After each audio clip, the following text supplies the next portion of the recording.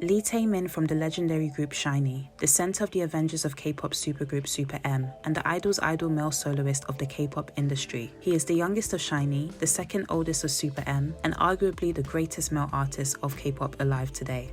Hello everyone, my name is Rakaya and you may know me as a sex educator if you follow me on Instagram. I don't only talk about sex and relationships, I also talk about society and culture. So today I'm starting a new series here on my YouTube channel called The Sexuality of. So in this series I'm going to be deep diving into the sexuality of people who are considered to be sex symbols. So when I say sexuality, I don't mean a person's sexual orientation. It's a lot more nuanced than that. What I mean is a person's overall sex appeal, how they carry themselves, what makes them sex symbols, what makes them sexually attractive, how do they sexually express themselves. And in this first episode, I'm going to be specifically looking at the artist Taemin from SHINee. I'm a huge SHINee fan. I'm a Shawol. I've been a Shawol for 13 years. And I've noticed something in terms of Taemin's artistry. So in this episode, I'm going to be deep diving into masculinity and male sexual expression through the artistry of Taemin. In more further episodes, I will be looking at other people who are considered to be sex symbols, such as Rihanna, Michael Jackson, Grace Jones, Janet Jackson. I'm going in, trust me. There's so much that I want to say about these artists, because I find it interesting that these people have been given the titles of sex symbols, even when they haven't wanted that label. It's been given to them. And so I want to delve into why that is. What makes people sexy? These are the kind of things that I find really interesting. So I hope that you guys stay with me on this journey and you like and subscribe for this content. And yeah, that's what I want to say for now. So get comfortable, get whatever kind of drink you need, and let's continue this episode. So let's pick up from where we left off. One of the main components of his success is his image, aesthetic, and artistry. Taemin has utilized sex appeal and androgyny in a way that no other male artist in his industry has done, except for the one person who springs to mind, and that is Kim Junsu, aka Shia. Shia deserves all the flowers for the masterpiece that is Taemin. He was the first Korean male artist that I saw use androgyny and his pretty looks for artistic and sexual expression. I remember being so shook when the music video first came out. From the multiple high fashion looks, to the choreography, to the diverse dancers, to the makeup, the set, the theatrics, the sexual freedom he displayed, and not to mention the fact that he dressed up as a woman. Shia was truly ahead of his time, and Taemin is criminally underrated.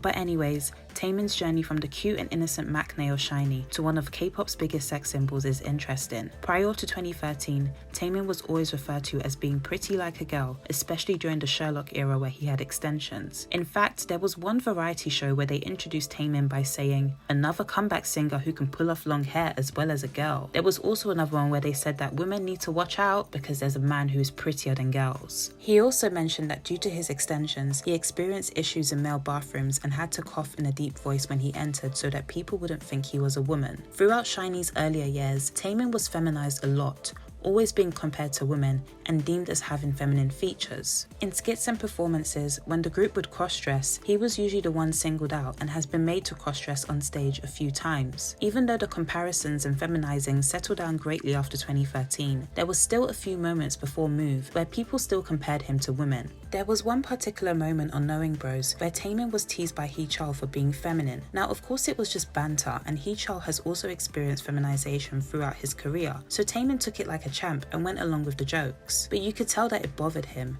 and he wasn't yet ready to fully accept his so-called feminine appearance. But that will change with Move. Before we get to Move though, let's talk about 2013. 2013 was the year that Taemin slowly began to shed his maknae image and started to have a more manly and attractive appearance to SHINee fans. It all started with Boa's Disturbance video. The video shocked us fans because he looked completely different. He looked grown up and mature, playing the love interest of his Nuna Boa. In fact, in YouTubers Simon and Martina's review for the music video, they nicknamed Taemin TaeMAN, which started a trend. Personal favorite artist out of all the SM lineup has undergone a very drastic transformation from Taemin to TaeMAN! TaeMAN, TaeMAN, he can take a diamond and crush crush it inside his hand. TaeMAN, TaeMAN.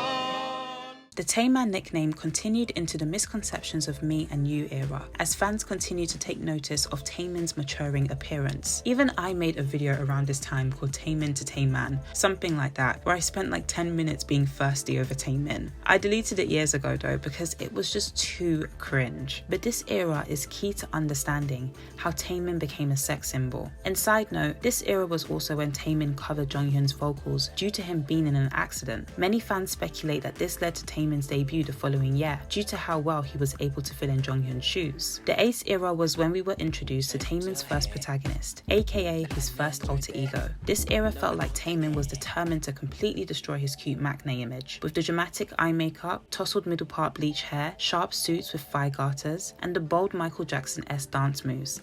Taemin looked like a sexy anime villain come to life. Although the music and concept direction for the Ace era was mostly controlled by his label, it still felt like Taemin was trying to break free from the boyish image the public had of him. His Danger performances at Shiny World 2014 and SM Town proved this. Yes, Taemin still looked very pretty during this era despite the purposely harsh makeup, well, because it's his face, he can't help it. But the hyper-masculine image he was trying to portray was apparent. Ripping his shirt off on stage and dancing topless, 21-year-old Taemin felt like he was trying to prove that he was grown. But it didn't feel forced, it didn't feel unlike him, it just felt different. And I mean this in a good way. It was like witnessing his alter ego possess him, transforming Taemin into an aggressive and sexually charged performer on stage. There are many people who attempt to be hypersexual but cannot pull it off. Expressing hypersexuality is an art form within itself. Yet, during this era, Taemin didn't fit the beast idol image. And not that he was trying to, but usually when you mix hypermasculinity with hypersexuality in K-pop, you get the beast idol. A great example of this is 2PM, known for being the original beastly idols. Taemin's image and sexual expression felt very different to anything other male idols were doing. One could say it was a foreshadowing of what was to come. Taemin continued on with his sexual expression, but I personally believe we witnessed a shift at his 2016 Mama performance. It's also key to note that this was around the time he started working with Kaharu Sugawara, who I believe is influential in the creation of Taemin's image we see today. What I mean by shift is the change from hypersexuality to what I like to call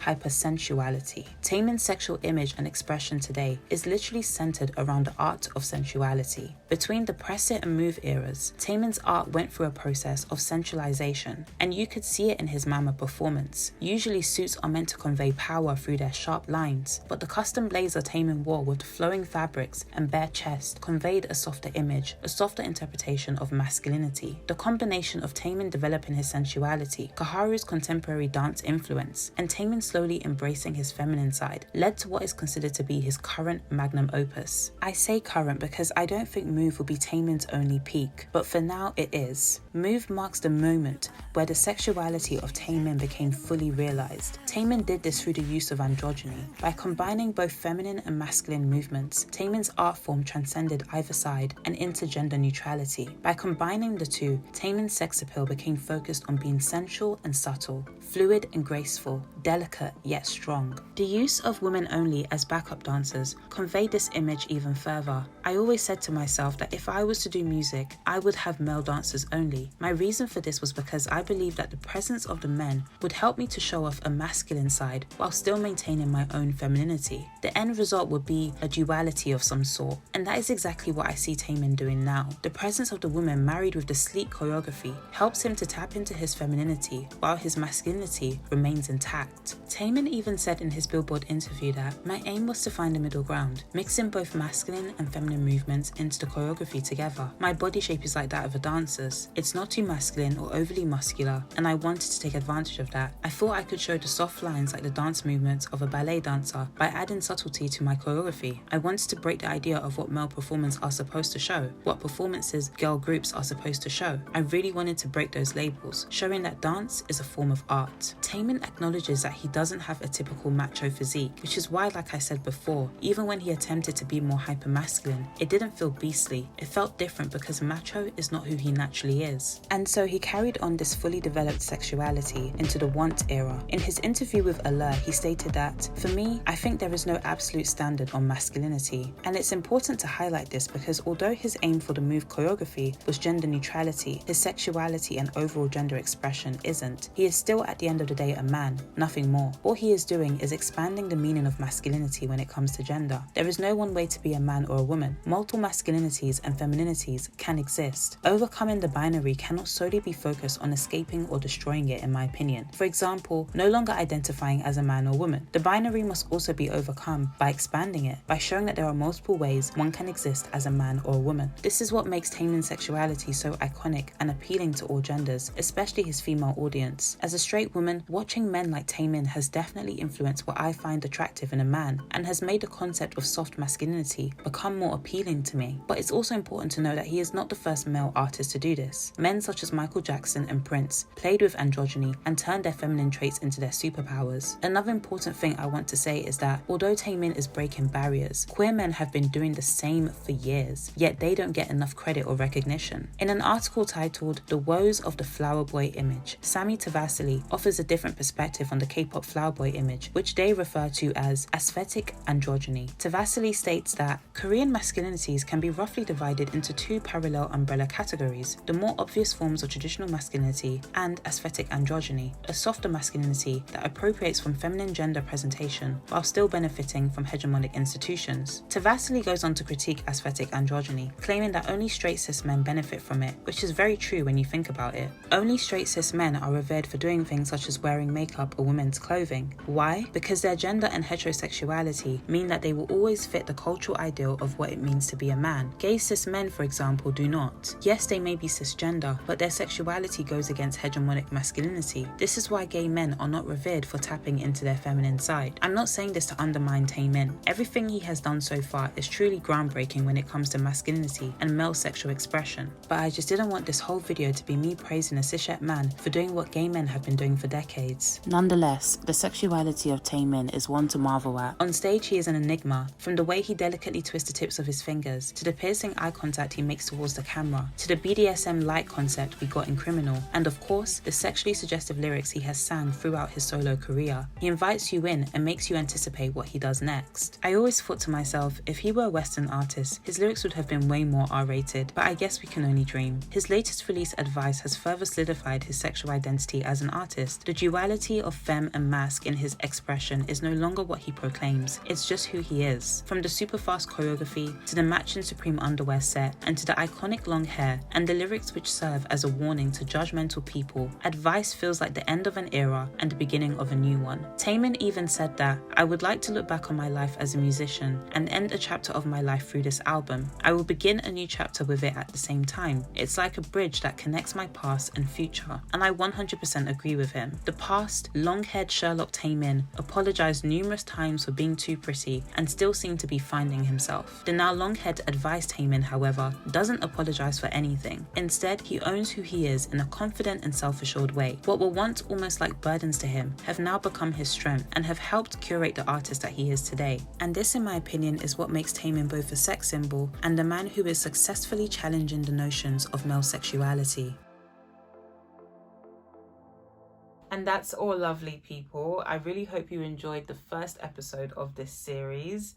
As you can tell, I'm a huge fan of TaeMAN. Clearly, I'm a TaeMant. So this was really thorough, and I really hope it's maybe helped you to appreciate his artistry even more and maybe learn more about what makes the components of a person's sexuality, what makes a person a sex symbol. And I'm also aware that this is just the artist TaeMAN, because the baby cheese TaeMAN, the TaeMAN off stage is very different.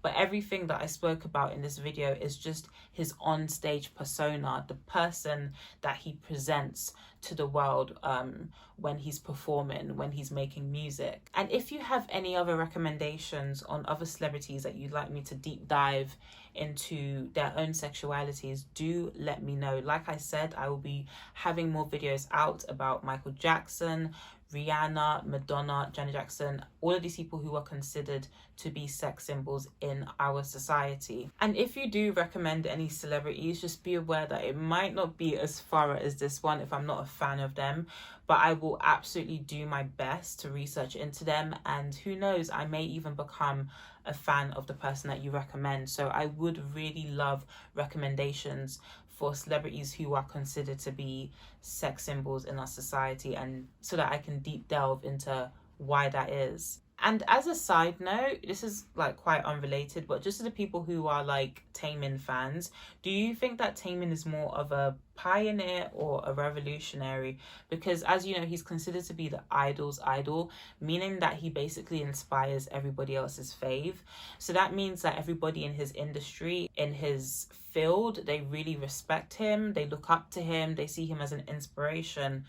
But usually when you're like the fave's fave, you tend to be less successful than the actual fave, but you tend to be highly revered within your field for what you do. So like I would consider people like, well, a group like BTS to be revolutionary, but I would consider somebody like Taemin to be a pioneer. But let me know your thoughts. What do you think? So like I said, subscribe, follow me on Instagram, and look out for more interesting content like this. Bye.